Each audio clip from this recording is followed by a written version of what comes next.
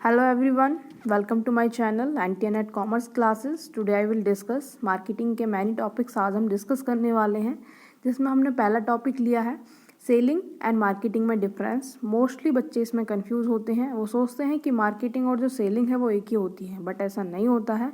Marketing is a broad concept, ये बड़ा concept है, but selling is a narrow concept. Selling एक छोटा कंसेप्ट है। वन बाई वन इसका डिफरेंस डिस्कस करते हैं। कहता है कि जो मार्केटिंग है वो focus on the customer needs, जो मार्केटिंग है ना वो कस्टमर की नीड्स पर फोकस करती है, बट जो सेलिंग है फोकस ऑन सेलर नीड्स, ये सेलर की नीड पर फोकस करती है। कहता है कि मार्केटिंग जो है वो प्रोडक्शन से पहले ही शुरू हो जाती है, बट जो सेलिंग है वो प्रोडक्शन के बाद शुरू होती है। फिर कहता है कि कंटिन्यू आफ्टर सेल, ये आप सेल के बाद भी मार्केटिंग शुरू रहती है। आफ्टर मतलब सेल हो गई उसके बाद भी मार्केटिंग रहेगी, बट जो सेलिंग होता है वो come to end with sale, वो सेल के साथ ही समाप्त हो जाती है, ख़त्म हो जाती है। कहता है कि एक कॉम्प्रिहेंसिव टर्म है, ये एक बहुत बड़ा मीनिंग है इसका, मतलब इसमें बहुत सारी टर्म इंक्लूड होती हैं, but selling is a narrow term in a meaning में छोटी होती है जैसे मार्केटिंग से।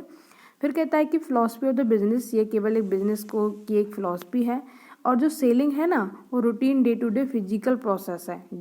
डेली की जो यूजेस फिजिकल प्रोसेस है, बस ये डेली की रूटीन की। फिर कहता है कि और जो मार्केटिंग है वो profit through the customer satisfaction, मतलब मार्केटिंग में हमारा मेन फोकस रहता है कि कस्टमर को हमने सेटिस्फाई करना है, उसको वो प्रोडक्ट अवेलेबल कराना है जो वो ख़रीदना चाहता है, बट सेलिंग में ऐसा नहीं होता। कहता है कि profit through the sale volume, मतलब जो सेलर होता है ना सेलिंग में, उसका मेन मोटिव होता है कि उसने जितने जो उसके पास प्रोडक्ट है वो उसको सेल करना है।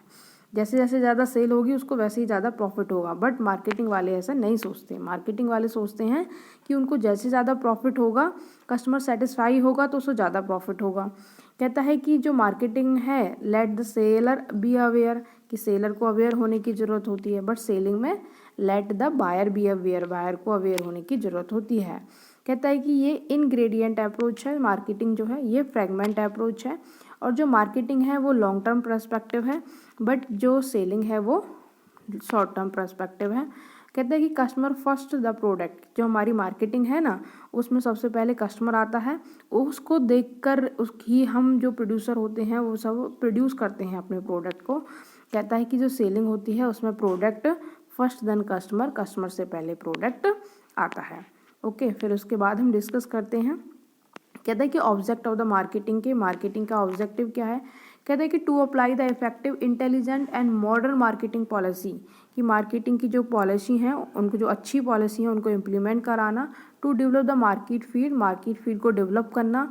To develop and implement guiding policy for the better result, की गाइड करना अच्छी अच्छी पॉलिसी जिससे कि अच्छा रिजल्ट मिल सके। कहता है कि to suggest the solution by study the problems of relating to the marketing. कहता है कि मार्केटिंग का ऑब्जेक्टिव होता है कि मार्केट से रिलेटेड जो इतनी भी प्रॉब्लम्स हैं उनको स्टडी करें और उनका सॉल्यूशन प्रोवाइड कराएं। कहता है कि to find the source for further informations concerning with the market problem. कहता है कि सोर्स प्रोवाइड कराना, मार्केटिंग से रिलेटेड जो भी इंफॉर्मेशन के सोर्स हैं उनको अवेलेबल कराना, ताकि हमारी जो मार्केटिंग में आने वाली प्रॉब्लम्स हैं उनको ख़त्म किया जा सके।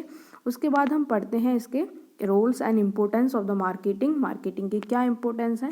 कहते हैं कि मार्केटिंग का जो मेन मोटिव होता है वो यही होता है कि कस्टमर को सेटिस्फाई करना, कस्टमर क्या चाहता है, क्या कौन कौन हमारे कस्टमर होंगे, ये सब इसके इंपॉर्टेंस होते हैं। कहता है कि marketing facilitate exchange in the ownership.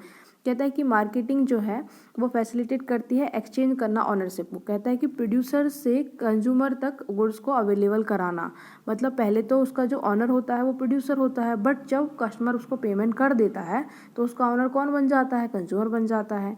ठीक है, पोजीशन को चेंज कराने में ये हेल्प करती है। कहता है कि marketing help in optimum utilisation of the resource, जो हमारे रिसोर्स हैं उनका अच्छे से यूटिलाइज हो, इस चीज़ में हेल्प करती है। Marketing increase the national income, जो मार्केटिंग है वो नेशनल इनकम को इंक्रीज करने में हेल्प करती है। कहता है कि marketing rise the standard of living of people की स्टैंडर्ड ऑफ लिविंग को इंक्रीज करने में हेल्प करती है। Marketing provide gainful employment opportunity, लोगों को एम्प्लॉयमेंट की अपॉर्चुनिटी प्रोवाइड करने में मार्केटिंग जो है वो हेल्प करती है। फिर कहता है कि marketing stable the economic condition, जो हमारी इकोनॉमिक कंडीशन है उसमें बूम या डिप्रेशन की कंडीशन को रोकती है, मार्केटिंग उनको स्टेबल बनाने की कोशिश करती है। कहता है कि marketing act as a base for marketing decisions, marketing decisions के लिए बेस है। कहता है कि marketing provide the maximum satisfaction of human wants, जो ह्यूमन जो चाहता है, जो पीपल जो चाहते हैं, कंज्यूमर जो चाहता है, उन सब की नीड्स को सेटिस्फाई करने में मार्केटिंग जो है वो हेल्प प्रोवाइड कराती है। ठीक है, उसके बाद हम डिस्कस करते हैं मार्केटिंग की अप्रोच। ये बहुत ही इंपॉर्टेंट है। आपको पता है कैसे क्वेश्चन पूछा जाता है इसमें? आपको कुछ अप्रोचेस दी जाएंगी और इधर उनके आंसर्स दिए जाएंगे, कहा जाएगा कि इनको मैच करिए, ऐसे क्वेश्चंस आते हैं। या फिर कोई क्वेश्चन दे दिया जाएगा और 4 ऑप्शन दे दिए जाएंगे, पूछा जाएगा कि ये कौन सी अप्रोच है। ठीक है, इस तरह इसमें से क्वेश्चन आते हैं। पहला था ट्रेडिशनल अप्रोच और वहाँ पे मॉडर्न अप्रोच। जो ट्रेडिशनल अप्रोच था, जो ट्रेडिशनल लोग थे वो सोचते थे कि हमारा जो प्रोडक्ट है, हमने बस वो प्रोडक्ट पर फोकस करते थे। वो ये नहीं देखते थे कि हमारा जो कंज्यूमर है वो क्या चाहता है, बट उन्होंने फोकस करना होता था बस हमारा अपने प्रोडक्ट पर, कि उसका जो प्रोडक्ट है हम ये बना रहे हैं ये सेल होना चाहिए। ठीक है, बट जो मॉडर्न टाइम आया, उन लोगों ने अपनी थिंकिंग में इम्प्रूवमेंट किया। उन्होंने सोचा कि ऐसे नहीं होता, कि जो कंज्यूमर जो सामने वाला चाहता है ना, उस प्रोडक्ट को हम प्रोड्यूस करें तो हमारी सेल ज़्यादा होगी। उन्होंने ये सोचा, ये कंज्यूमर ओरिएंटेड थे, कंज्यूमर की नीड पर ये फोकस करते थे।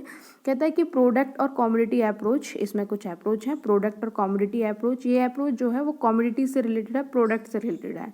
मतलब जैसे कि एक प्रोड्यूसर से कंज्यूमर तक जाने में जो गुड्स है उसको जाने में प्रोड्यूसर से कंज्यूमर तक जो भी कड़ियाँ हैं उन सब चीज़ के बारे में स्टडी करती है। ये कोई भी प्रोडक्ट हो सकता है, कोई एग्रीकल्चर प्रोडक्ट हो सकता है, इंडस्ट्रियल प्रोडक्ट हो सकता है, कुछ भी हो सकता है।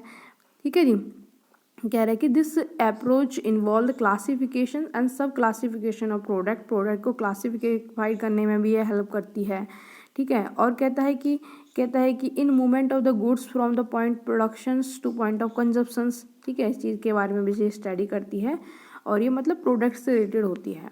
दूसरी अप्रोच पढ़ते हैं इंस्टीट्यूशनल अप्रोच, इसको मिडिल मैन अप्रोच भी कहते हैं। This approach on the study of focus on middle man wholesalers. Middle man कौन होते हैं? जो प्रोड्यूसर से कंज्यूमर तक गुड्स को पहुंचाने में हेल्प करते हैं, वो होते हैं मिडिल मैन। जैसे कि wholesaler, retailers, importer, exporter, agency, warehouses etcetera. कहते हैं कि engage in during the movement of the goods, ये गुड्स की मूवमेंट करने में हेल्प करते हैं। This approach is known also middle man approach, जिसको मिडिल मैन अप्रोच भी कहते हैं। कहते हैं कि मर्चेंट मिडिल मैन जो होते हैं वो प्रॉफिट को अर्न करते हैं, किसके थ्रू? वो टेक रिस्क भी लेते हैं और उनके पास टाइटल ऑफ द गुड्स भी होता है, जैसे कि होल सेलर्स, रिटेलर्स। बट जो एजेंट मिडिलमैन होते हैं उनके पास गुड्स ऑफ द टाइटल नहीं होता। ठीक है जी, और वो रिस्क को टेक भी नहीं करते। बट ये एक लिंक होता है कंज्यूमर से प्रोड्यूसर के बीच में, एक लिंक होता है जो कि गुड्स को प्रोड्यूसर से कंज्यूमर तक पहुंचाने में हेल्प करता है। ठीक है, इसे मिडिलमैन अप्रोच भी कहते हैं। उसके बाद हम पढ़ते हैं decision making approach. Decision making approach बहुत ही इंपॉर्टेंट होती है, इसे मैनेजियल अप्रोच भी कहते हैं। कहता है कि this approach is paramount importance as a marketing is only a part of general management and management is the process of decision making. कहता है कि ये स्टडी करती है कि हमारा मैनेजमेंट क्या है और मैनेजमेंट की डिसीजन की जो स्ट्रेटेजी है उसके बारे में फोकस करती है। कहते हैं कि डिसीजंस जो होते हैं वो मैनेजमेंट लेता है, और मैनेजमेंट किसके बेस पर डिसीजंस लेता है?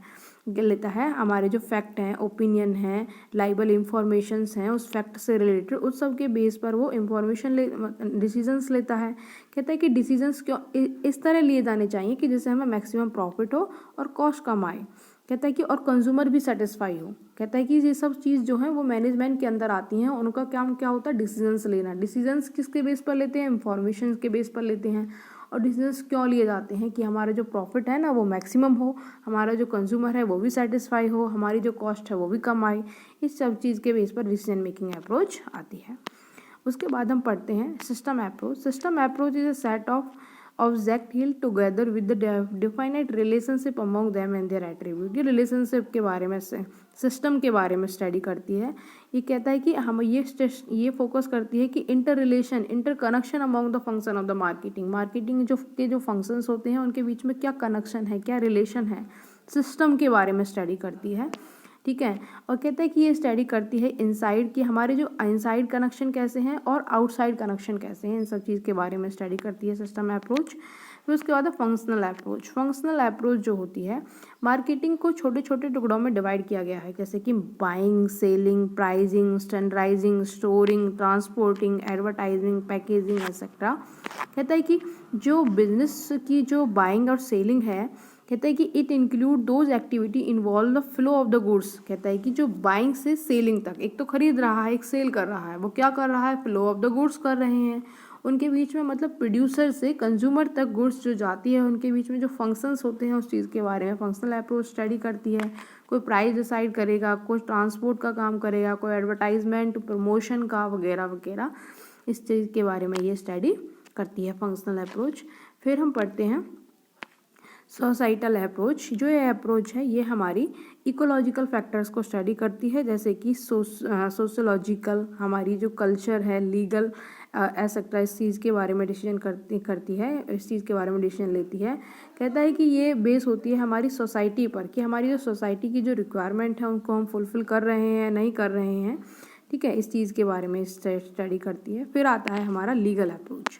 ठीक है, जो लीगल अप्रोच है वो स्टडी करता है कि ये बस एक एस्पेक्ट पर स्टडी करता है कि transfer of the ownership to buyer, कि उसने अगर उसको पेड कर दिया तो उस गुड्स की ऑनरशिप चली जाएगी बायर के पास। इस चीज़ के बारे में स्टडी करता है। Thanks for watch the video. Save your self from Covid. Do subscribe the channel. Thanks for watch the video.